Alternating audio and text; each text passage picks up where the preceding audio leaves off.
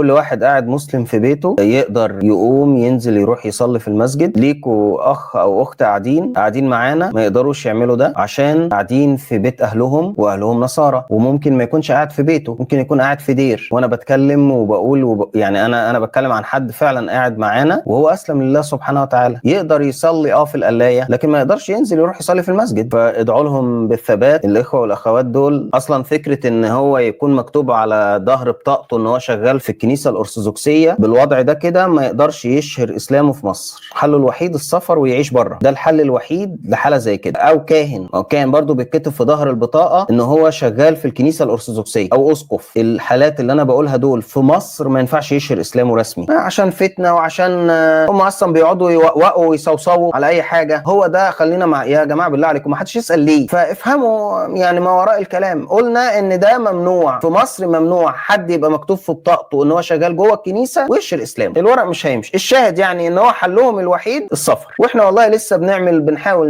نشوف صرفة في حاجة زي كده. يعني احنا عندنا اخوة واخوات اسلموا وظروفهم صعبة جدا في مصر وحصل لهم مشاكل بسبب الامر ده. فانا عارف ان الموضوع صعب، وعارف ان ممكن اي حد يكون الامر بالنسبة له صعب ان هو يساعد في حاجة زي كده. وغالب الاخوة المصريين مثلا او كده مش سهل خالص ان هو يساعد في حاجة زي كده. الموضوع صعب فعلا. فادعوا لهم وربنا يثبته، وادعوا لنا وربنا يثبته.